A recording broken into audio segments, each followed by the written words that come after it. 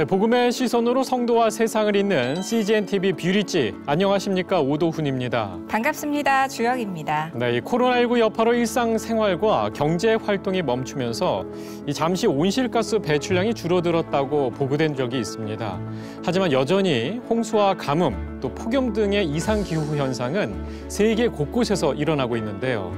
네, 오늘 기후위기 관련해 말씀 나눠주실 이현아 목사님 모셨습니다. 네, 안녕하십니까. 네, 안녕하세요. 기독교환경운동연대 이현아 목사입니다. 네, 그리고 기후위기 관련해 말씀 나눠줄 또 한 분 CGN-TV 조준하 기자 나와 있습니다. 네, 안녕하세요. 안녕하세요. CGN-TV의 조준하 기자입니다. 네, 나와주셔서 고맙습니다. 네, 저희가 지금 흔히 코로나19 위기 못지않은 것이 기후위기다라고 말하는데요. 어떻게 생각하십니까? 네, 요즘 기후변화라는 말 대신에 기후위기라는 말을 많이 쓰고 있는 걸 보니 기후위기가 우리 피부에 깊숙이 와닿고 있는 시대가 아닌가 싶습니다. 네, 맞습니다. 요즘 기후 얘기할 때 기후위기로만 많이 얘기들 하잖아요. 이 관련해서도 조준하 기자도 취재를 좀 심층적으로 하셨다고 들었는데요. 네, 맞습니다. 다들 기억하실 겁니다. 작년에 호주 산불이 아주 크게 화제가 되었었잖아요. 네. 그때 이제 좀 취재를 시작하게 되면서 이 기후위기에 대해서 관심을 갖고 지속적으로 이렇게 지금까지 취재를 하게 되었습니다. 네, 앞으로 계속해서 좀 이야기를 나눠볼 텐데요. 자, 그럼 지금부터 기후위기와 관련해서 자세하게 좀 준비를 해봤습니다. 준비된 영상 보신 후에 계속해서 이야기 나눠보겠습니다. 네. 지난 4월, 봄을 맞아 벚꽃이 거리에는 물론 건물 옆 곳곳에 가득 펴 있습니다.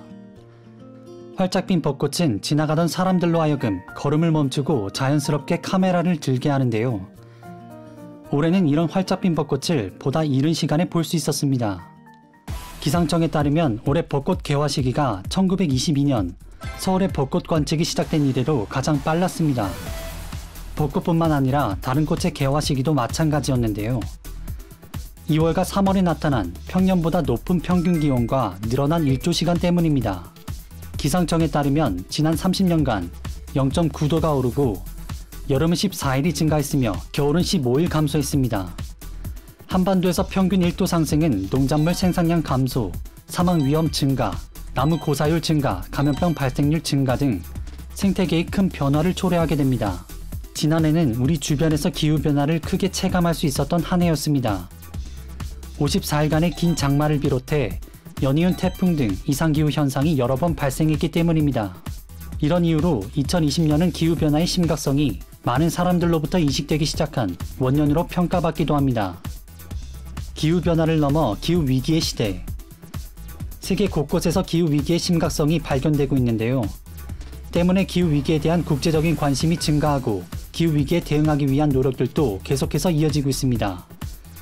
2019년 기준 한국의 이산화탄소 배출량이 세계에서 9번째로 많은 만큼 우리나라 정부와 기업, 개인 등 각 주체별 행동도 요구되고 있습니다. 세금 매길 거야. 너희들 물건 수출한, 너희들 안 그래도 에너지 많이 쓰잖아. 너희들 석유화학, 철강, 시멘트, 조선 이거 다 탄소 배출하는 산업이야. 가만 안 놔도. 명분은 너희가 배출하는 탄소 때문에 우리가 죽게 생겼다 해요. 그래서 피해갈 방도가 없습니다, 지금. 개인 차원, 정부 차원, 기업은 당연히 여기에 그 대상이기 때문에 지금 발등에 불이 떨어졌고요. 많은 그리스도인들 또한 기후위기를 인지하고 이에 대응하기 위한 여러 노력들을 해나가고 있습니다. 그렇다면 그리스도인들이 왜 기후위기에 대해 관심을 가져야 하는 걸까? 기독교환경교육센터 산림의 유미호 센터장을 만나봤습니다. 그리스도인들은 하나님으로부터 지으신 그 지구를 지키고 돌보는 정원사로 부름을 받았습니다. 지금껏 그 지구가 파괴되고 멸절의 상황들로 가고 있는데도 불구하고 별다른 책임을 못한 것을 회개하게 되는데요. 우리의 사명이고 우리를 이 지구로 보내신 주님의 목적이라는 생각에서입니다. 기후위기에 대한 그리스도인들의 관심과 행동이 여전히 더 많이 필요한 상황. 지역 내 교회, 교단 기관 등 여러 공동체와 그리스도인들은 연대를 통해 힘을 모아 기후위기에 적극적으로 대응하는 노력이 필요합니다. 우리 그리스도인들이 자신이 속한 공동체 하나하나가 이 일에 있어서 중요함을 깨닫고 인식을 바꾸고 태도를 바꾸고 행동을 바꾸어서 실질적으로 이 목표를 이루어내고 우리 가난한 자들 그리고 신음하는 피조물들 아직 이 땅에 오지 않은 후손들에게 당당하게 우리의 그리스도인됨을 보일 수 있었으면 좋겠습니다. 자, 이 방송을 보니까 정말 이 기후 위기가 정말 심각해 보이는데요. 사실 뭐 성경에서 창세기에서도 나와 있듯이 하나님께서 주신 것을 저희가 너무 훼손하지 않았나라는 생각이 좀 듭니다. 그래서 어떻게 보면 기후 위기라는 게 우리가 좀 체감하기가 조금 어려워서 이거 쉽게 생각하지 않나라는 생각이 드는데요. 어떻습니까? 네, 사실 이게 기후위기에 대해서 이야기할 때 먼 나라 이야기가 아니거든요. 네. 사실 우리가 좀 체감을 하고 있는 건데 예를 들어 2018년도 같은 경우에 좀 기억하실지 모르겠지만 굉장히 더웠잖아요. 네. 폭염 때문에 참 많은 분들이 어려워하셨는데요. 또 지난해만 보더라도 이제 폭우가 또 장마가 54일 동안 또 계속 지속되면서 네. 또 수해도 많이 입기도 하고 교회들도 많은 피해를 입기도 하면서 네. 참 어려운 분들이 많으셨는데 이렇게 이제 기후 위기가 계속될수록 이제 사회적 약자 계층 분들이 더 피해를 고스란히 입을 가능성이 큽니다. 네. 그래서 기후 난민이 될 그런 위협이 더 큰데요. 쪽방촌 주민이나 노숙인 분들 같은 경우에 이런 위협을 더 크게 느끼고 있습니다. 네.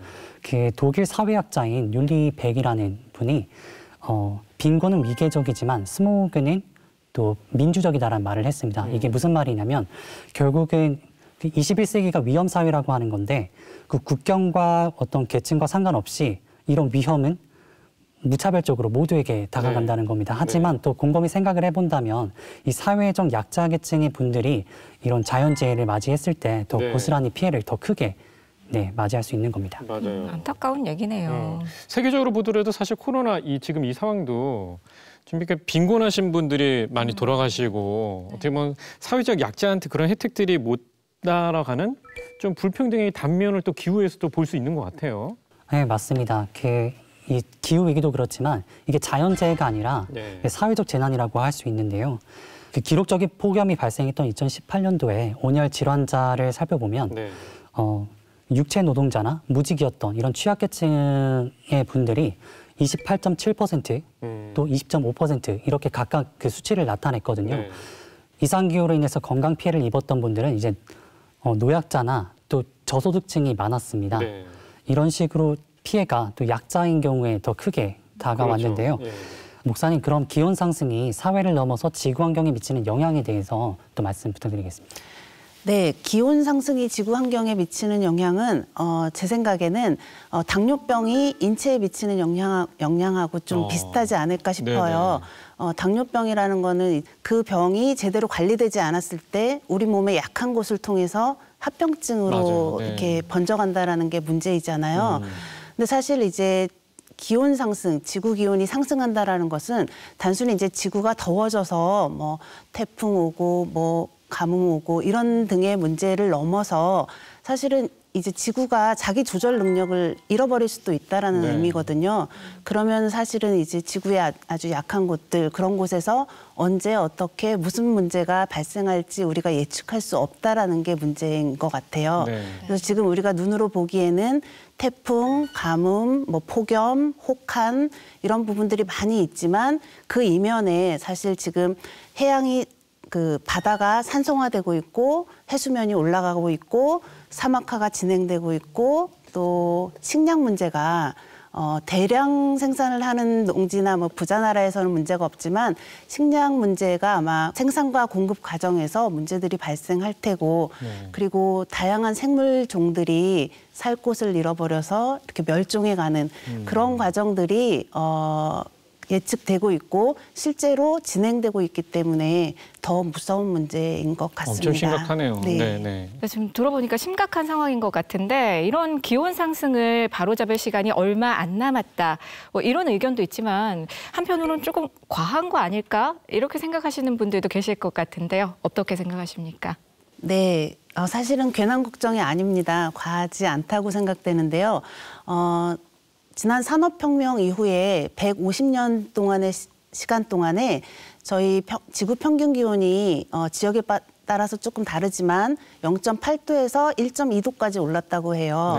150년 동안에 이 정도 올랐는데 지금의 추세로 가면 앞으로 이번 세기 말 약 한 80년 정도 지나고 나면 4도에서 5도까지 또는 그 이상까지 오를 수 있다는 예측이 지금 과학자들에 의해서 되고 있는데요. 그거는 이제 지난 150년간은 1도 정도 올랐지만 사실은 요 온도가 서서히 오르다가 어느 정도 티핑 포인트라는 게 있어요. 어느 순간은 우리가 통제할 수 없는 어떤 그런 순간이 생길 것이고 그 순간이 넘어가면은 우리가 어떤 노력을 해도 힘들지 않을까. 이게 이제 요즘 그 과학계의 결론이고요. 네. 이 부분에 대해서 국제사회가 많이 공감을 하고 그래서 2015년에 파리에서 파리 협약을 맺게 되죠. 이제 더 이상 그 기온 상승을 이대로 방치할 수 없다. 네. 그래서 국제사회가 어떤 식으로든 대책을 마련해야 한다. 그래서 그 당시 2도씨 이내로 온도 상승을 막자 이렇게 했었거든요. 네. 근데 가만 보니까 안 되겠는 거예요. 그래서 네. 2018년에 우리나라 인천 송도에서 기후 변화에 관한 정부 간 협의체라는 그 IPCC 총회가 열렸어요. 네. 그래서 거기서 1.5도까지 막아내야 한다. 2도가 아니라. 네, 네. 1.5도까지 막아야 그 티핑 포인트에 도달하지 않는 네. 그런 순간을 우리가 잡을 수 있을 거다. 이렇게 결론 내렸고 그 결론에 따라서 지금 전 세계 국가들이 각각 온실가스 감축량을 우리는 얼마나 하겠다 이렇게 계획을 세우고 실행해 가고 있는 형편입니다. 네. 좀 아까 말씀하신 티핑 포인트에 대해서 조금 더 추가해서 말씀을 드리자면 네. 독일의 기후변화 그 싱크탱크 MCC라고 하는 연구소에서 네. 탄소 시계를 이제 공개하고 있거든요. 산업혁명 이후로 1.5도가 오르기까지의 필요한 기간을 이렇게 계산해 놓은 거예요. 네. 그 지금 촬영일 기준으로 보면은 한 6년 8개월 정도 남았다고 하거든요. 얼마 안 남았네요. 네. 최근에 지구의 날을 맞이해서 또 대구시에서는 독일, 뉴욕 다음으로 세계 세 번째로 탄소 시계를 이렇게 동대구역 근처에 또 설치를 해 놨거든요. 대구에서요. 네. 네, 이런 식으로 우리나라 뭐 정부뿐만 아니라 지자체에서도 이렇게 좀 기후 위기에 대한 대응을 좀 해나가고 있는 사정이고요. 네. 그런데 이 기후 위기가 코로나19와 밀접한 연관이 있다는 얘기도 있는데 코로나19와 기후 위기 어떤 연관성이 있을까요? 네. 네, 언뜻 보면 이게 연관이 없어 보이기도 하지만 두 현상의 원인을 살펴보면 인간의 행동이 있거든요.